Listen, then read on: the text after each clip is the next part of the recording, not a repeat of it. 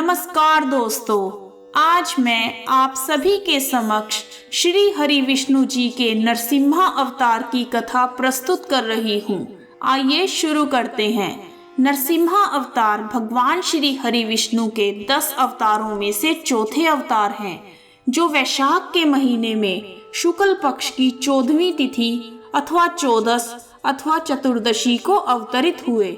नरसिम्हा अवतार के और भी कई नाम हैं, जैसे नरसिंह, नरहरि, उग्र, वीर, महा, विष्णु, हिरण्यकश्यप आदि।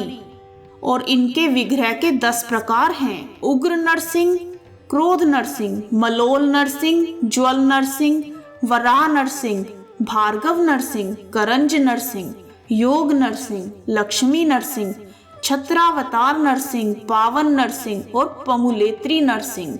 आइए जानते हैं क्यों लेना पड़ा श्री विष्णु भगवान जी को नरसिम्हा अवतार। आइए शुरू करते हैं कथा।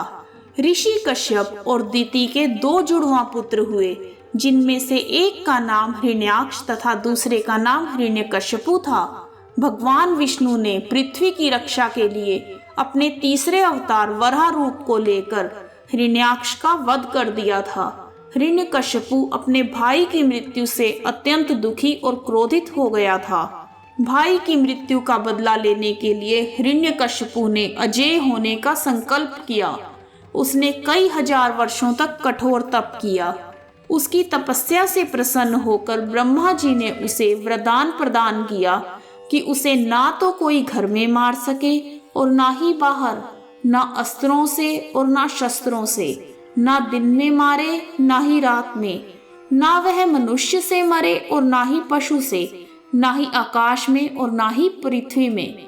वरदान प्राप्ति के बाद उसने स्वर्ग पर आक्रमण कर अपना आधिपत्य जमा लिया। फिर उसने लोकपालों को मार कर भगा दिया और इस तरह हिरण्यकश्यपु तीनों लोकों का अधिपति बन गया। इस वरदान के बाद हिरण्यकश्यपु ने हरि भक्तों पर अत्याचार करने शुरू कर दिए और वह उन सभी से अपनी पूजा करवाने लगा। उसके शासन से समस्त देवगण और लोकपाल थर थर कांपने लगे। कहीं कोई और सहारा ना पाकर वे भगवान विष्णु की मन ही मन स्तुति करने लगे। देवताओं की स्तुति से प्रसन्न होकर भगवान विष्णु ने हिरण्यकश्यपु के वध का आश्वासन दे दिया।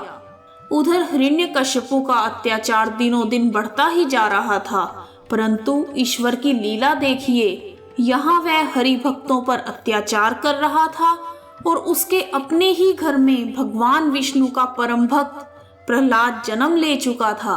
प्रहलाद बचपन से ही खेलकूद छोड़कर भगवान विष्णु के ध्यान में लीन हो जाता था।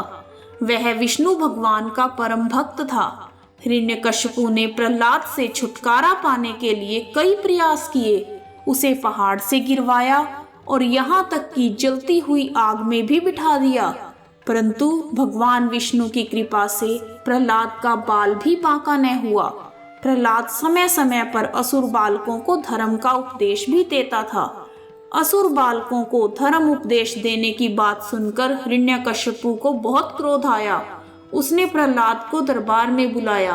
प्रहलाद बड़ी नम्रता से हिरण्यकश्यपु के सामने खड़ा हो गया।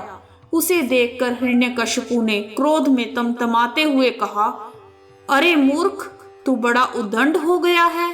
तूने किसके बल पर मेरी आज्ञा के विरुद्ध काम किया है?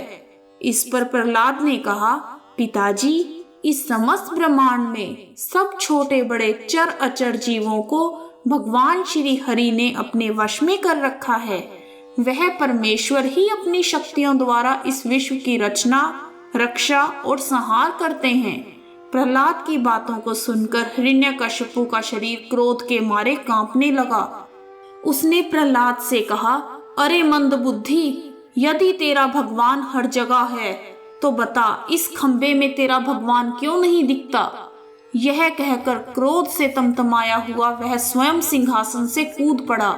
उसने बड़े जोर से उस खंबे में एक घूंसा मारा। उसके घूंसा मारते ही खंबे के भीतर से नरसिंह भगवान प्रकट हो गए। उनका आधा शरीर सिंह का और आधा मनुष्य के रूप में था।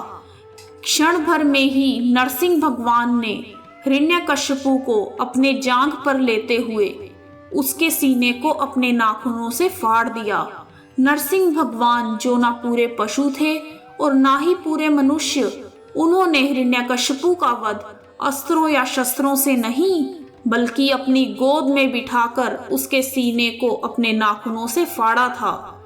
उसे तब मारा था जब ना दिन था ना ही रात। उसे संध्या काल में चौखट पर बैठकर मारा गया था। इस तरह ब्रह्मा जी के वरदान का भी महत्व रह गया और हिरण्यकशिपु जैसी बुराई का भी नाश हो गया। परंतु एक बहुत बड़ी समस्या खड़ी हो गई। भगवान नरसिंह इतने क्रोध में थे कि लगता था जैसे वह समस्त संसार का संहार कर देंगे। यहाँ तक कि प्रहलाद भी उनके क्रोध को शांत करने में विफल रहा। सभी देवता भयभीत होकर ब्रह्मा जी की शरण में गए। परम पिता ब्रह्मा देवताओं के साथ भगवान विष्णु के पास गए और उनसे प्रार्थना की कि हे प्रभु, नरसिम्हा अवतार के क्रोध को शांत करें।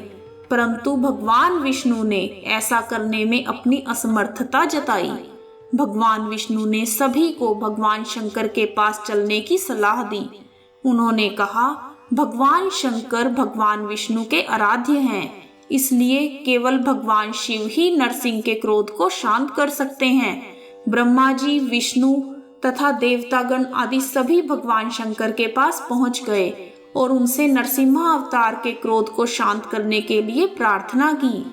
देवताओं के साथ स्वयं परमपिता ब्रह्मा, भगवान विष्णु और भगवान शिव नरसिंह के क्रोध को शांत करने के लिए उनके पास पहुंचे। परंतु उस समय तक भगवान नरसिंह का क्रोध सारी सीमाओं को पार कर चुका था। साक्षात भगवान शंकर को सामने देखकर भी उनका क्रोध शांत नहीं हुआ, बल्कि वे भगवान शंकर पर आक्रमण करने के लिए दौड़े। उसी समय भगवान शंकर ने एक विकराल वृषभ का रूप धारण कर लिया और भगवान नरसिंह को अपनी पूंछ में लपेटकर पाताल लोक ले गए। काफी देर तक भगवान शंकर ने नरसिंह जी को अपनी पूंछ में जकड़ कर रखा। अपनी समस्त शक्तियों और प्रयासों के बाद भी भगवान नरसिंह उनकी पकड़ से छूटने में सफल नहीं हो पाए। अंत में शक्तिहीन होकर उन्होंने ऋषभ रूप में भगवान शंकर को पहचान लिया और तब उनका क्रोध शांत हुआ। इसे देखकर ब्रह्मा जी और भगवान विष्णु के आग्रह पर ऋषभ रूपी भगवान शंकर ने नरसिंह अवतार को मुक्ति प्रदान की। इस प्रकार देवताओं और प्रहलाद के साथ साथ सभी सतपात्रों को दो महान अवतारों के एक साथ दर्शन हुए। बोलो नरसिंह अवतार की जय। जय श्री विष्णु भगवान, ब्रह्मा विष्णु महेश की जय। इस प्रकार नरसिंह अवतार को धरती से मुक्ति मिली। तो भक्तजनों, यह थी नरसिंह अवतार की कथा। कहानी सुनने वालों का भी भला और सुनाने वालों का भी भला। जय श्री विष्णु भगवान।